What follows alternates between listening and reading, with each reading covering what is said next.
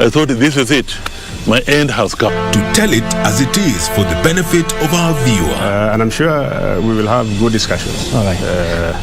That will make probably your viewers understand KDF better. With 21 radio outlets. During a live interview on KBC TV, Chief of Defense Forces General Robert Kibosha. Jaji mkuu kwa mara ya kwanza katika mahojiano yake ya kipekee na runinga ya KBC Channel 1. And 2 TV stations covering over 90% of the entire country. The message always gets home. KBC, the home of on-air TV interviews.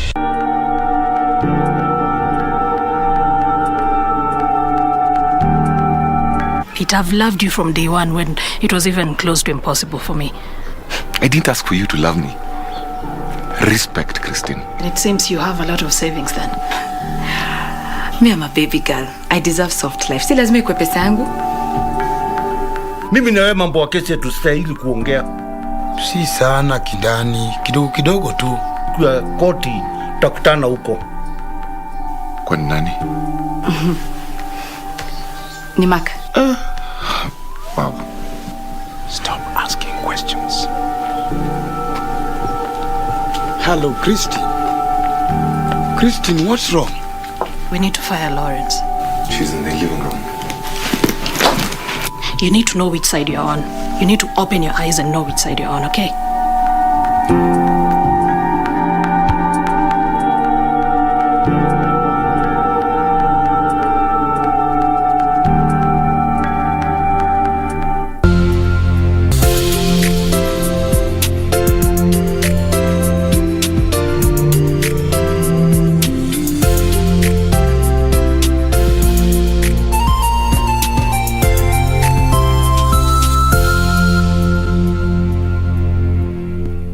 Ili kupata sikiza tune hii ya Shujaa, bonyeza *811*961#. Siku ya Mashujaa, unamsherekea nani kama shujaa wako? Labda ni mzazi wako, ndugu au dada yako, rafiki au mpenzi wako. Ni nani ameboresha maisha yako hadi akawa shujaa wako? Ili kupata sikiza tune hiyo ya Shujaa, bonyeza *811*961#, *811*961#.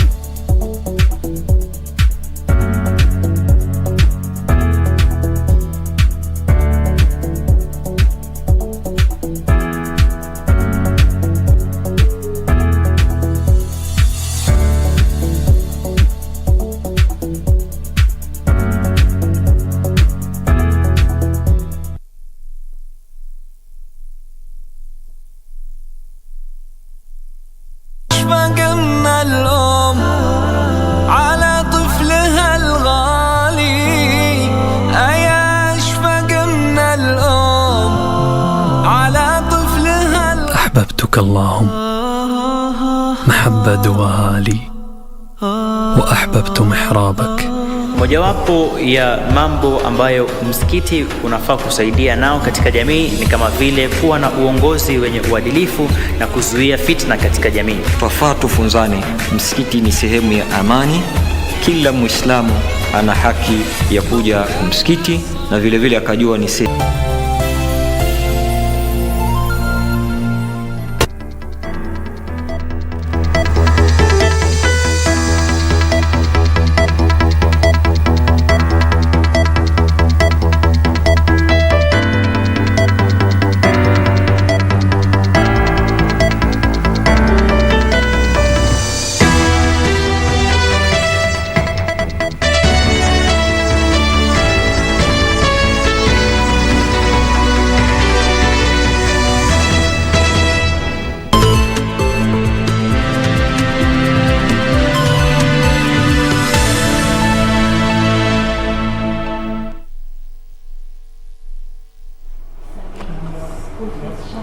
Good afternoon. This is Lunchtime News. Well, we have a comprehensive bulletin lined up this afternoon.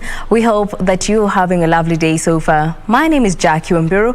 Our sign language interpreter is Lucy Maurer. Now, to kick us off, Mijikenda Kaya elders have thrown their weight behind President Uhuru Kenyatta's Mashujaa Day statement on Kenya-Somali border dispute, urging him to remain firm in protecting Kenya's territorial borders.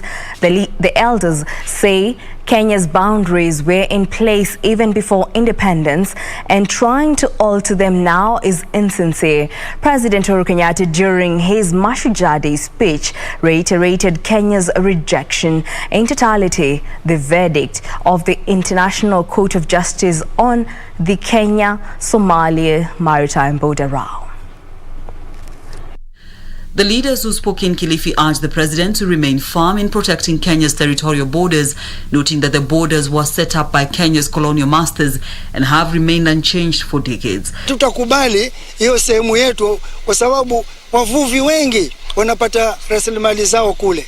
Sasa wakisema Somali chukue, Kenya ibaki kwengine, tutapata tabu sisi. Led by Mijikenda Kaya Elders Association Chair Mwenye Mwalimu, they wondered why the matter was being brought up now, over half a century after Kenya attained her independence. Kulingana na ile mipaka ya Kenya na Somalia, ile mipaka hakupanga yeye wala tukipanga sisi, ile ilipangwa na wakoloni wenyewe walipoondoka. Wakatengeneza ramani zao na wakasema huku ni Kenya, huku ni Somalia. Baina ya sasa mahakama nayo ikachukua jukumu la kusema kwamba hiyo sehemu si ya Kenya, lakini huyo alizungumza tu kufresha roho yake. Speaking on the ongoing political endorsements, the elders have cautioned leaders against being endorsed by fake Kaya elders in hotels, as that process is not recognized since it's not backed by the special Kaya ceremonies. Sisi ndo tumesimama hapa leo kuambia kweli wale walaghai ambao wanachukua viongozi kuwapisha urongo kama wanawapaka mafuta tu. Hakuna mtu ambaye anaweza kuapishwa akiwa yuko barazani ama. Caroline Kamau reporting for Lunchtime News. In other news, herders in Kajiado County say they're in need of drastic measures to save them and their livestock from the devastating effects of the ongoing drought. The herders say that they have been forced to sell their animals for as low as 500 shillings. Pastoral communities in Kajiado County say they are between a rock and hard place. The biting drought has left them with two choices: sell their livestock at throwaway prices or watch them die. Serikali ya county inafaa kuangalia wale wenyeji wale wamebaki, kuangalia kwa ajili njaa iko mingi, watu wamehama, shule inasumbua, bei ya ng'ombe iko chini. Kwa hivyo na hata njaa inasumbua watu manyumbani, sababu najua ng'ombe ikihama, wengine walikuwa wanategemea hizo ng'ombe na mbuzi, na ng'ombe hata ile zimekonda, hata haina maziwa. Kwa hivyo inafaa waangalie watu kwa ajili ya maziwa, kwa ajili ya njaa, watu wanasumbuka sana. Some animals are too weak to even stay on their feet. The obtaining situation has seen many farmers plead with the government to hasten the implementation of the animal offtake program. Tunategemea hiyo mambo ya mfugo kama sasa Masai wa Kajiado. Sasa ukiangalia sasa hata bei imeshuka, kutupeleka watoto shule ni shida ya hii kiangazi. Sasa ukiangalia kiangazi mpaka hata unga ni shida. Tunaomba tu watu kama mnaenda kwa serikalini mtuangalie. Over 500 herds of cattle have been lost to drought in this region over the last 5 years. The residents are worried that this number could rise exponentially if timely mitigation efforts are not put in place to halt the slow but painful reality. Jacqueline Masharia for Lunchtime News. Meanwhile, an Isiolo businessman has been charged with tax evasion involving some 732,189 shillings. Roy Mwenda Murungi, who operates a wines and spirits shop in Isiolo town, was found in possession of liquor worth 1.4 million shillings, all of which he allegedly failed to remit their taxes to the Kenya Revenue Authority. He denied the charges and was released on a cash bail of 200,000 shillings shillings or a bond of 500,000 shillings with a surety of a similar amount. The case will be mentioned on the 4th of November 2021, with the hearing slated for 24th January 2022.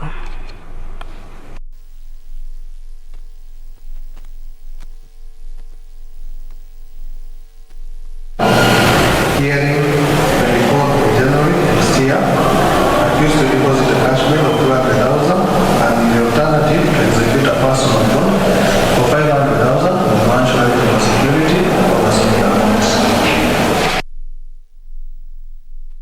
About 2,500 vulnerable households in Mandera's constituency have been enrolled into the National Health Insurance Fund. The partnership between the National Hospital Insurance Fund and the constituency's development fund saw the families benefit from a medical cover worth 15 million shillings. Speaking during the occasion, Mandera East Member of Parliament Omar Salah said that the move will ensure that residents are able to access medical attention with ease. We have partnered, National Government Constituency Development Fund have partnered with NHF, and they are doing a fantastic job in terms of making sure that the uptake is at optimal level, and we will continue partnering with NHF in the future.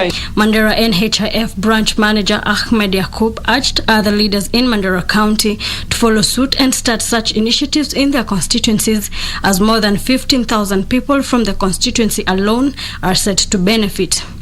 Tunajua ya kuwa matibabu inagharimu pesa nyingi. Saa hii tunapitia ukame, chakula ni kidogo, na matibabu pia kwa sababu ya magonjwa ambayo tuko nayo inachukua pesa nyingi sana ya familia. Kwa hivyo tukipata NHIF kuwa watasaidia watu wetu. Tunazindua public health centers, dispensaries, Hariri nursing home. Hapo Hariri pia kuna nursing home tumefungua sasa, imeanza kazi mheshimiwa.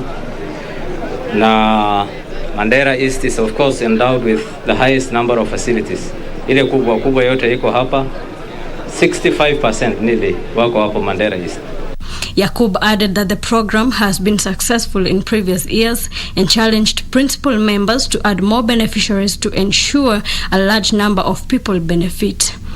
Na tunashukuru sana mheshimiwa wetu wa Mandera MB Marsara, tunashukuru sana alitumpa hizi makadi. Kuna wengi anasaidia hii kadi.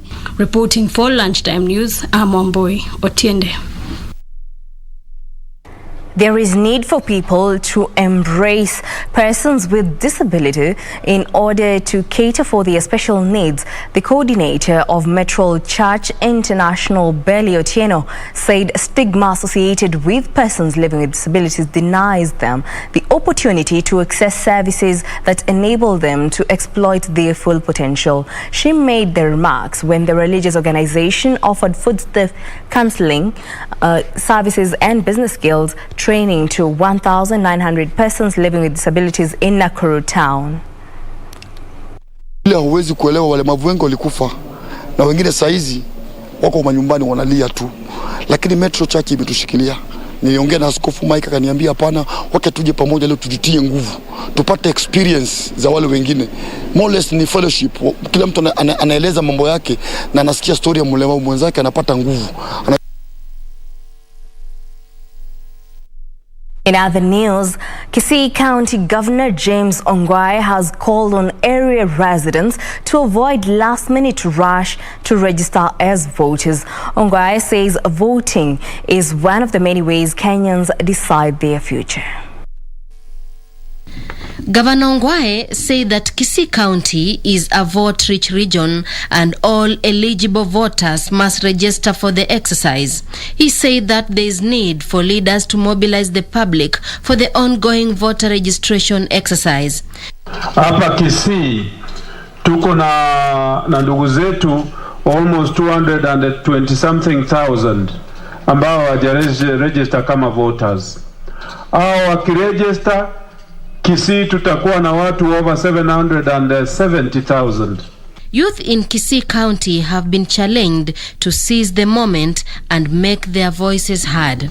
Mupite round constituencies zote ndio muongee na vijana wengine ambao hawajaregister kama voters, warejeste kama voters. We must make sure that all the youth, those people who do not have IDs, those people who don't have cards, they take. Tension is high at Chepchoina settlement scheme in Trans Nzoia as over 1,000 evicted squatters accuse cartels of allegedly working with the Ministry of Land officials to allegedly allocate parcels of land in the area to tycoons. They have threatened to seek court redress if the ministry does not give them back their land. The squatters, who are mostly from the Luhya, Turkana and Pokot communities, have protested their eviction and accused a section of political leaders of incitement and using the matter for their political mileage. Led by human rights activist Ogutu Makodiango, the squatters demanded to be resettled. And these are the squatters who are being pushed out of the land, who are being given land.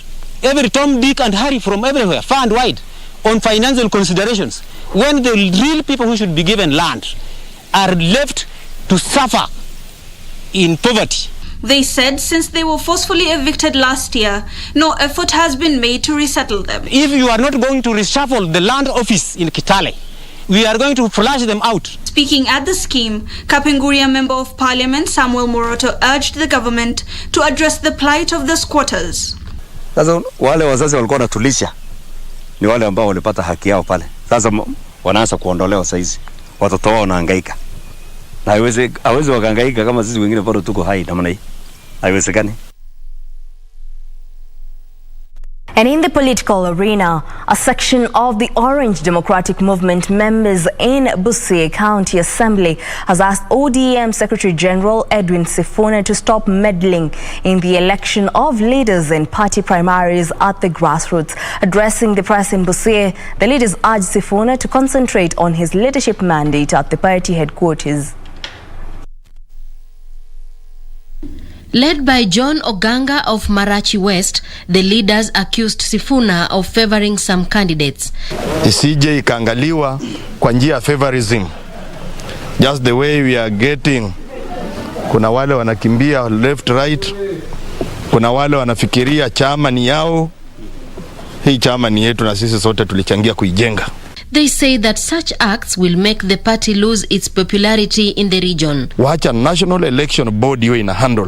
Hatutaki kuona Secretary General wa chama akiamuka, the National Secretary General wa chama anapaamuka na kusema kwamba yeye anaendorse mtu mwingine, then that one is a vice yenye nachangia kuvunja chama chetu cha ODM. The leaders have therefore appealed to their party leader Raila Odinga to take a keen interest on the region and focus on fostering unity among members ahead of the 2022 polls. We want to urge our party leader, ingilia, Secretary General ambaye ni mtoto wetu Sifuna, have a limit. Jua boundary yako. Let it not appear like wewe ukiamuka leo you issue a statement ile yenye inachangia kupromosha chama chetu. The national government has reaffirmed its commitment towards resettling families displaced at the height of banditry attacks and livestock raids in Olmoran, Laikipia County. The County Commissioner Joseph Kanyiri says elaborate measures to ensure rebuilding of houses that were destroyed in the attacks have been put in place to enable the victims return back to their homes. Laikipia County Commissioner Joseph Kanyiri said that an assortment of building materials has already been delivered in Olmoran and that the process of reconstructing the houses was underway. Kuna mabati tumeweza kupata 2,000 zile za gauge 28 na mabati za 3 meters na mbao na misumari ambazo ni za kusaidia waathiriwa wa mizozo ili iliwahi fanyika kuresettle na kuanza maisha yao upya. He noted that at least 40 families have been earmarked in the program. Kando na hiyo pia kuna miradi ambayo serikali inatekeleza kupitia idara yetu ya KDF. Wanajenga madarasa mawili kule shule ya Meringwet na kuna ile county government imeshughulika kukarabati ile darasa moja ilikuwa imechomwa. Kuna sehemu zingine kunaendelea kujengwa vidibu za maji ili wafugaji wakaweza kupata maji karibu na maharisho yao. The program is expected to extend to other areas among the Meringwet, Miharati, Save, Ngarenarok, and Damsamaki villages that were adversely affected by the banditry attacks. Nimeshukuru kwa sababu serikali imetusaidia mingi tangu tukucha hapa, tangu tuchomewe manyumba ilichomeka yote. Tumeshukuru, tumechengewa nyumba, tumeendelea kupewa misaada. Wacha Mungu aendelee kuwasaidia kwa sababu anaangalia wananchi vile wameteseka, na hiyo ndio mzuri. Reporting for Lunchtime News, Amamboi Otiende. Well, on that note, we'll take a short break. Up next is business news, and then later on we shall have an interview segment whereby we shall be discussing harnessing diaspora remittances with Ann Lawi, who is the managing director of Pangea Trust. Well, let's take that break.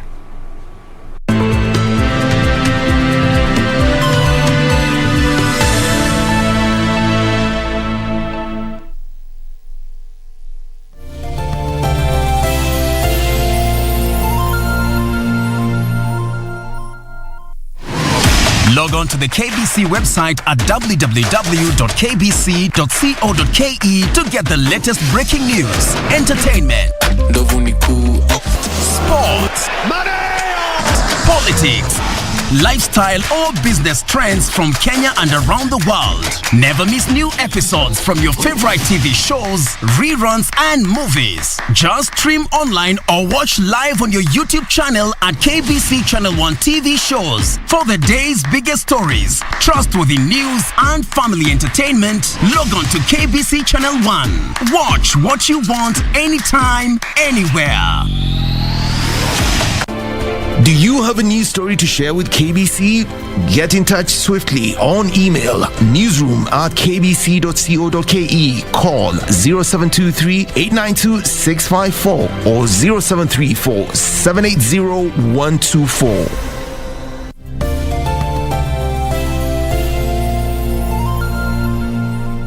14th October 2011 will always be remembered as a Rubicon crossing moment for the Kenyan Defence Forces. Kenya's intervention was a commitment by the Kenya Defence Forces to protect and defend Kenya's territorial integrity, to secure sovereignty, national interest, as well as secure peace in Somalia and the larger Horn of Africa.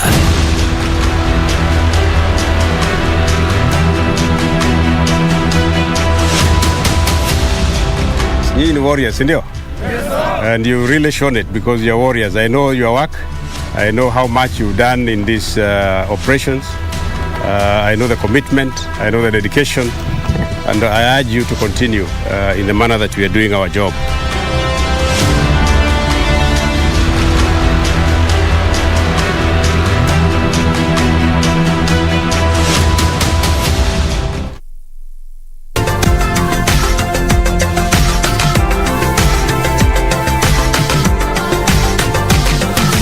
About the importance of ensuring that you're disciplined, to a healthy lifestyle. When it comes to diet, they say you are what you eat, and actually that's the truth of it. Because actually whatever you eat, it dictates your nutritional status. Sometimes you may be very consistent and disciplined, but the results are not coming so fast.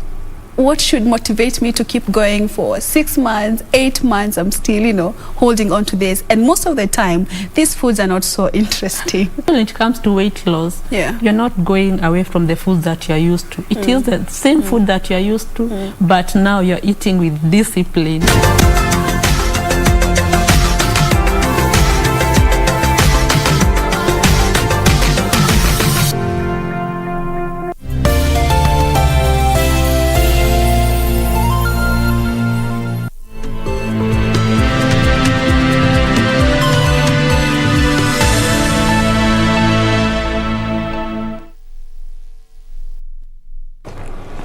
Welcome back. Now let's proceed.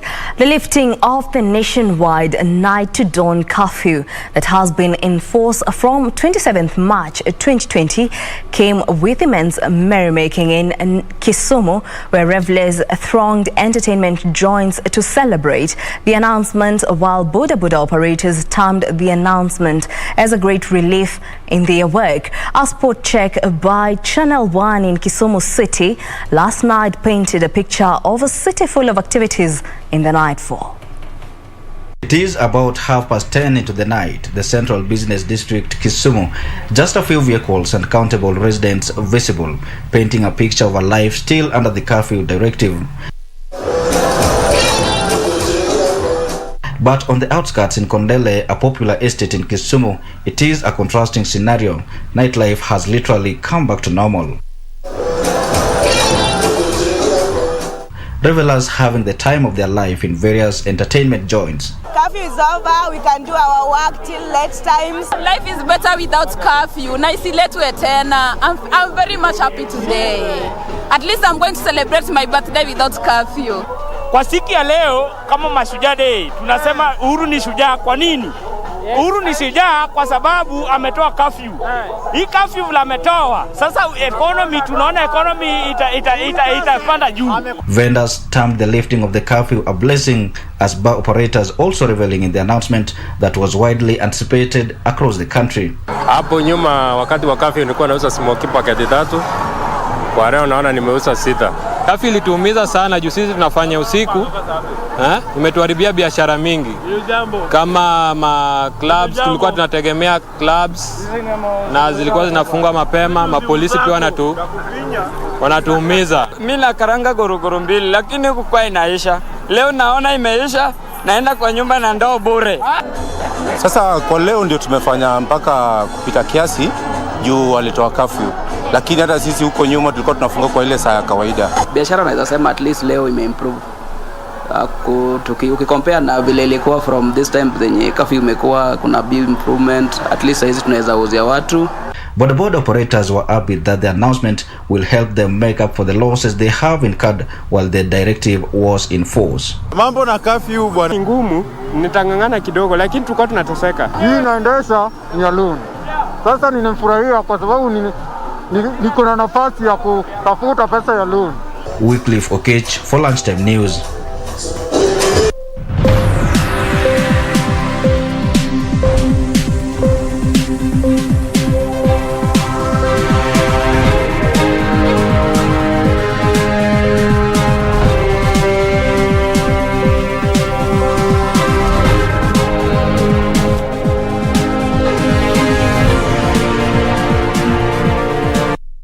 Now let's talk business.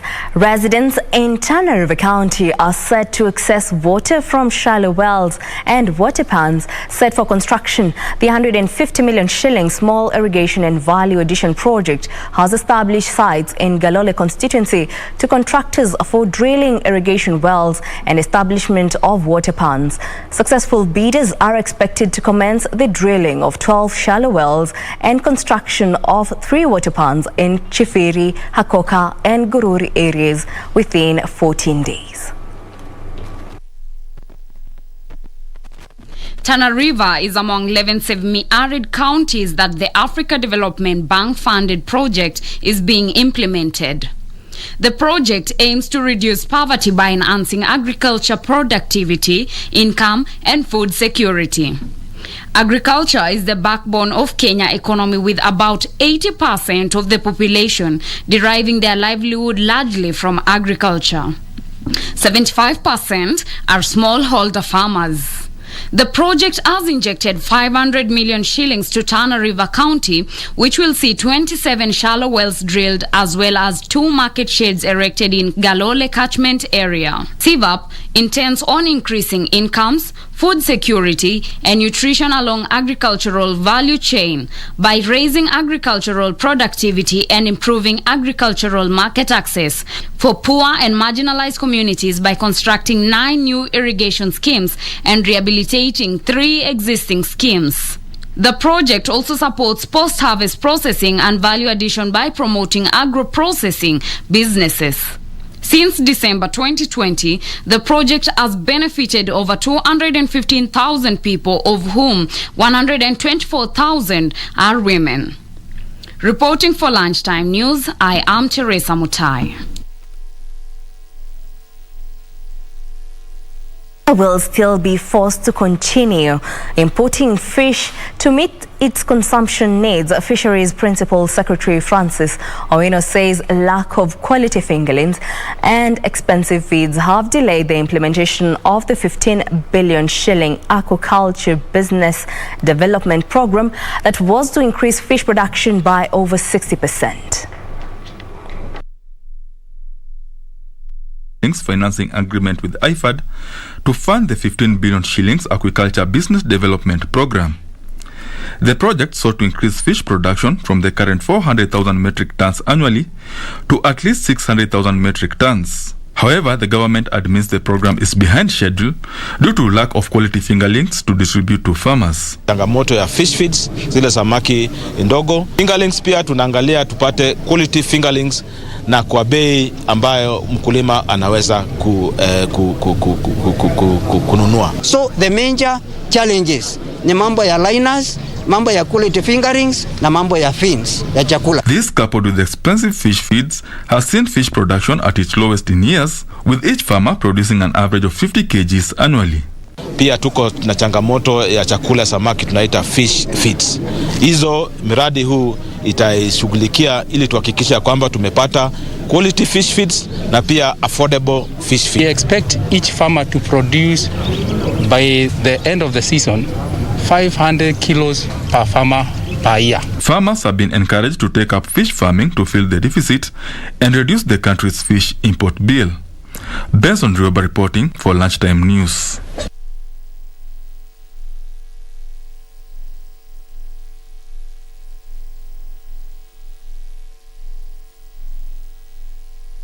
Residents of Tiati in Baringo County are hopeful of full land ownership rights as the county starts the first land adjudication in Tiati sub-county. The county governor, Stanley Kiptis, hopes that with the move, locals will be able to expand their economic activities and adopt diverse means to eco-living.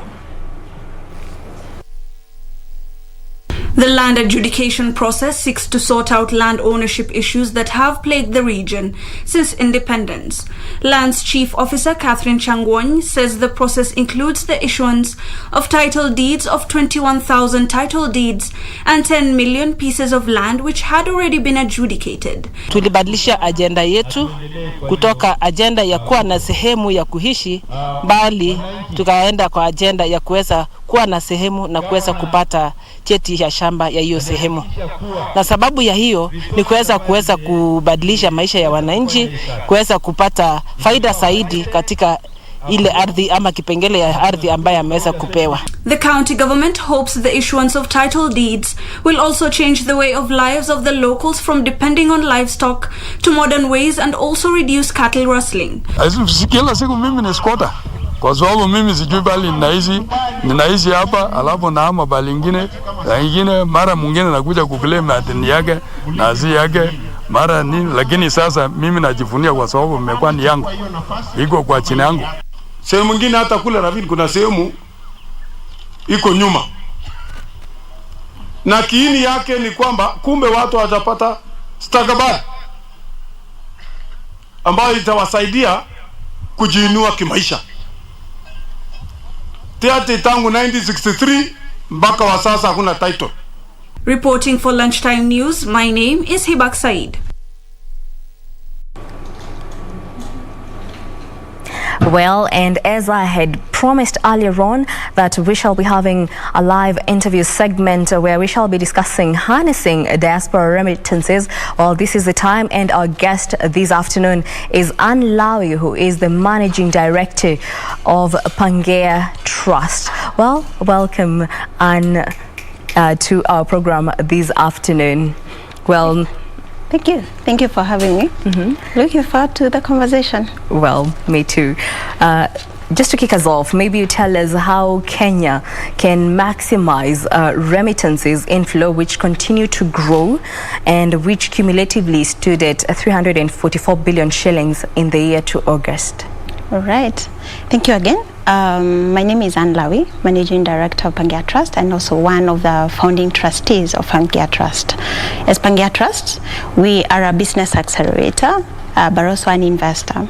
And what we are doing currently is activating diaspora remittances as investments for businesses across Africa. One of the things that we have been able to establish is that the diaspora remittances are on the rise. As you have mentioned, the figures right now from 2020, figures from the World Bank, they stood at 3.1 billion USD. And that figure is estimated to go up in the year 2021. That is defying the economic downturn that have been that have affected globally because of the pandemic. However, despite those huge numbers, very little or very small percentage of that diaspora remittances goes to investment, to businesses, either startups or businesses. Less than 5%, it's what goes to investment. The rest of the diaspora remittances that come to the country are household consumption. And we see a huge opportunity for us right there to try and explore to see how can we unlock more of those to be set aside and channeled to investments. What we are doing currently, we have one of our projects called Diaspora Remittance Initiative, and we have created an innovative investment mechanism. And one of the key things we have done is to do a diaspora remittances mapping for Kenya, Uganda, Kenya, Somalia, and Ethiopia to start with as a pilot. We wanted to establish, as much as we have so much inflow of remittances in Pan-African coming to the continent, how much of that can be tapped to go into the investment. And what we have discovered out of the diaspora remittance study that we have done, up to 59% of respondents have indicated that they are willing to invest in these businesses. So what we are doing is, one, can we be able to mobilize more of the diaspora remitters to be able to channel their remittances as investment. Secondly, create a mechanism that we can be able to channel these investments into the startups. So being that we are also a business accelerator, so we scout businesses in Kenya, and currently we are starting with Kenya, Ethiopia, and Somalia. We scout businesses, we make them investor ready, do due diligence and KYC, that is KYC, due diligence of being able to know the business, and then channel these investments if they're investor ready. So that's the overview, and that's the process and infrastructure that we are putting in place to be able to channel the investments. You mentioned mapping. Yes. Maybe you tell us, you recently released the diaspora remittance mapping study. What would you say was the most outstanding finding?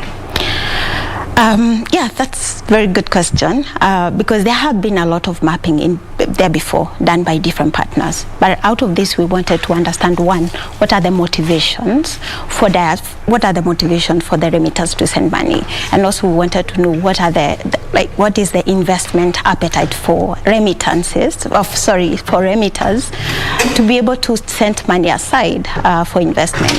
What has been outstanding for us is to discover that there is a huge percentage of diaspora remitters who would want to channel money as investments. But one of the key hindering factor is trust. Do I trust that the infrastructure in place will give me the return on my investment? Do I trust myself to make the right decision? Is there, and the next one, is there sufficient information for me to make the right decision for investment? And that's where we come in as Pangea Trust, because we want to provide sufficient information for investment case studies across Africa. Secondly, we profile the businesses that we are going to invest in and do due diligence. That means that if you want to invest in this business, you can go through different profiles that will be part of the platform, and then make your investment decision directly to the business, and we do the facilitation. So we are doing all the de-risking and making the investment decision very easy for diaspora remitters who would want to channel their investments, their remittances as investments. Okay. Yeah. Now, you also mentioned startups. Now, maybe what frameworks can be deployed to ensure the startups tap these huge remittance flow? I think it's as a country in Kenya, we have made great strides in terms of creating a neighboring environment for building business in the region. One of the things that I have seen, because I've been in the industry for quite a while, is that there are so many opportunities that you can be able to position your business, be it in health, be it in education, be it in logistics. So one, can you be able to create an innovative business that can scale? Do you have technical expertise and knowledge to build a business in a scalable manner? Are you building a business in a market segment that can be able to scale? And make sure that you're able to understand the understand the investment language. Now, with that in mind, as long as you have a scalable business concept, or you have a scalable business idea that you have put in place, and you have been able to establish that you are in a market segment that can scale, also ensure that you understand the investment landscape. One of the things that have made most of the businesses and startup to not tap into available opportunities is because of lack of understanding of investment opportunities that exist. So understanding those basics and then positioning yourself to be able to tap into those. Understand what exists, what investment opportunities exist, and understand how you can be able to align yourself with. For us, what we do is to ensure that we have a call for application. If you come across our call for application, we provide all the information of how you can be able to position yourself, and then from there we are able to if you send in your application, do the selection, and then we do the investment consideration from there, and do investment readiness, because it's a key component to ensure the businesses are ready for investment. Well, could COVID impact or derail diaspora interest in startups? Maybe. Actually, that has been surprisingly good for remittances. It was projected that the remittances will go down at the beginning of 2020. Actually, it went high. So we are seeing positive outcome out of COVID, but then there has been very conservative view and consideration towards investment across the globe, across the continent, from other investment mechanism. And that's where we see diaspora remittances as a key driver of investing in businesses across the country and across the continent, because the numbers in terms of the money that is coming to the continent is quite high. Why we are very keen on this as Pangaea is because currently up to 96% of startups and businesses invested in 2020 was expert founded, while only 6% of those businesses that were African founded. Now, we see an opportunity where we can be able to increase the investment percentages to African businesses. And the reason for that is because most of the investment mechanism sits outside the continent. So the money that, the decisions making for this money, if it's outside the continent, definitely it will invest into startups that are more closer to home, which is outside the continent. And that's why we want to create a fund that is specifically channeling investment into businesses across the continent.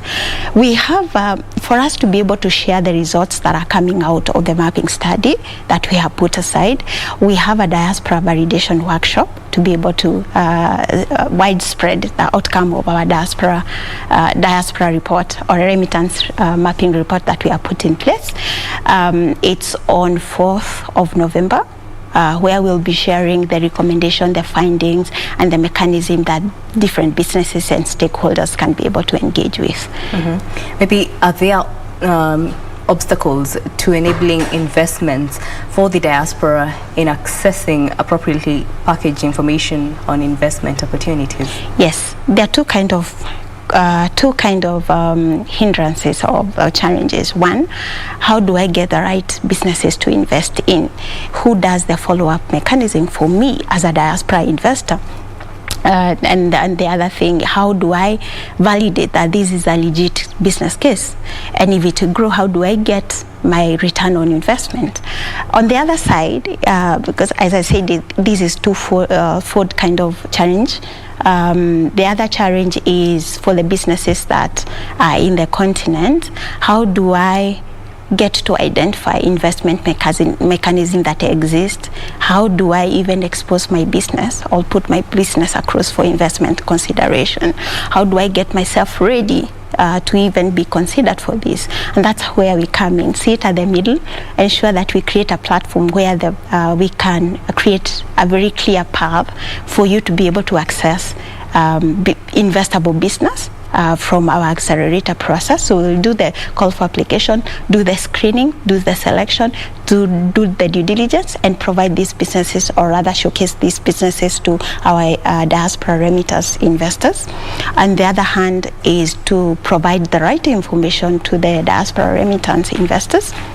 Make sure that we can provide a portfolio of businesses that they can make investment consideration from, and also make sure the legal aspect of it that is required that have been taken care of. So if you decide to be, or rather commit to be, one of the investors for the program, then all the legalities that need to be in place then is taken care of. So the challenges that come out of this process to us becomes an opportunity, and that's why we are engaging most of the stakeholders in the ecosystem.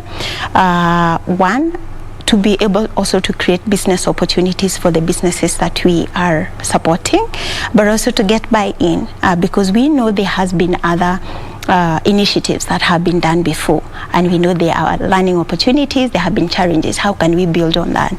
And to do that, for us, what we are doing right now, we are engaging different stakeholders in Kenya and in Somalia and Ethiopia, and we have a stakeholder session next week that is on 28th of October, to just understand what are those opportunities that exist, especially in Somalia ecosystem.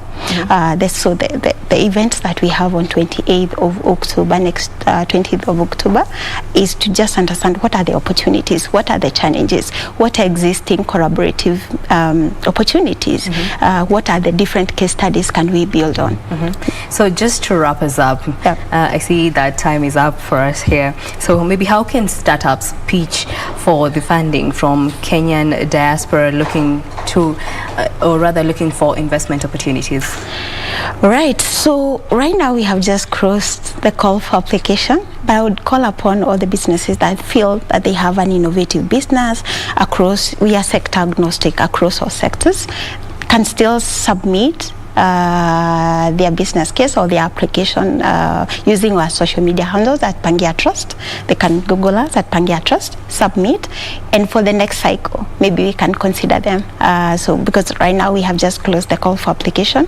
It was running from July up to 24th of September. But we're still running. This was the first cycle. We will still have other cycles coming. So we call upon to keep on following us on our social media platform and follow all the events that we have, because we can provide all the information that we require. That is the validation workshop on 4th of November, and then the Somalia stakeholder session on 28th of October, so that they can get the information they require and they can know what to do next.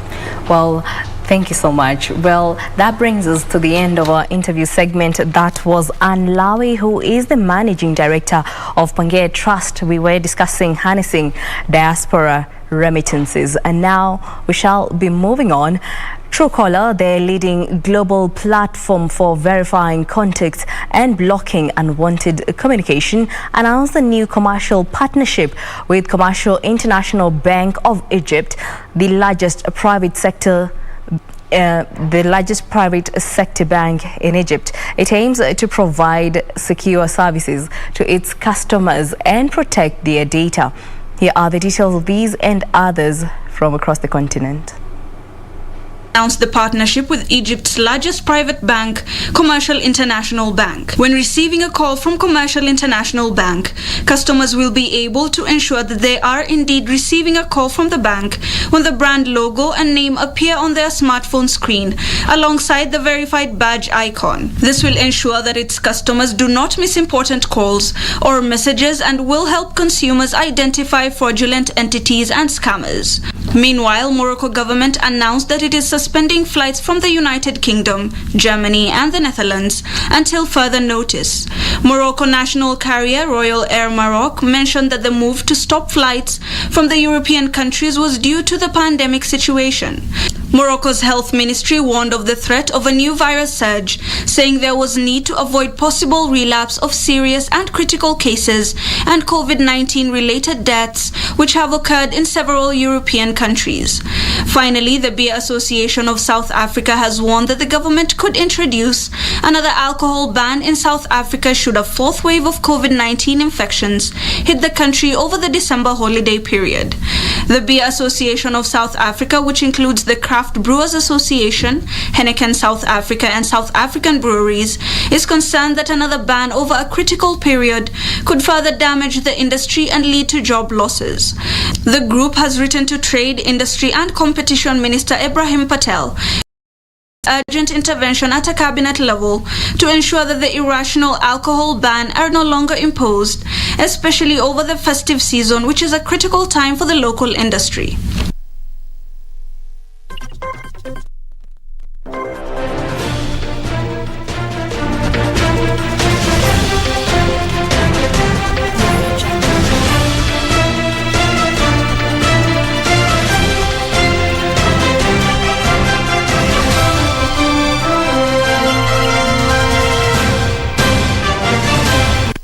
Welcome back. Now moving on to sports news. Congo Nets basketball team emerged the champions of the Mashujaa Day basketball tournament organized by the Kenya Basketball Federation Mombasa branch after winning 25-14 against Mombasa City Thunder.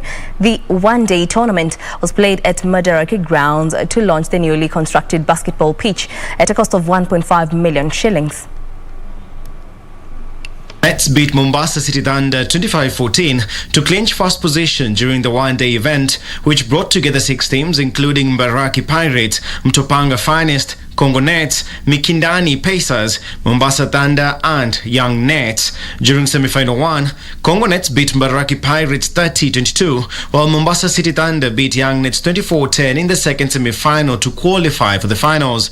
Winners Congo Nets and runners-up Mombasa City Thunder each received a trophy, jerseys and medals, while the rest of the teams each received jerseys for their players. Tuwashukuru kwa vile vijana wa hapa wameweza kujitokeza, timu ya hapa imeweza kuwa formed, iko tayari na iliweza kucheza leo baina ya timu ya Mombasa Def na wameweza kushinda. Wametuonesha kuwa wana hamu ya kuelewa mchezo na wana hamu ya kuweza kushiriki katika mashindano yatakayokuja. During the event, which was used to launch a new pitch in the area, Kenya Basketball Federation Vice Chairperson Hilmi Ali lauded the initiative, saying it will go a long way in rehabilitating the Mombasa youth who have been entangled in the web of drugs and substance abuse. Sisi kama chama, mimi kama Hilmi naweza kuleta mkufunzi hapa, anaitwa George Pewa, kwa jina lingine la Kuslima anaitwa Abdurrahman. Anafanya kazi na hawa vijana na work nao kila siku, na tutakuwa na wao kwa kila hatua ya basketball yao mpaka pale watakapofika wanaweza kujisimamia wao wenyewe. Hilmi said the new facility is lacking players, changing rooms, lavatories and shade canopies, and called upon well-wishers to help in the construction of the remaining facilities. Croatian forward Nikola Vlasic in line to start for West Ham United when they host Belgian side Genk in a Europa match as he aims to net his first goal for the Hammers. West Ham last played against Belgian opposition in 1976 when they lost the cup winners a final against Anderlecht. Meanwhile, Manchester United came from 2 goals down to beat Atalanta 3-2 and top Group F in the Champions League. United fell behind after just 14 minutes at Old Trafford. Ronaldo netted the winner.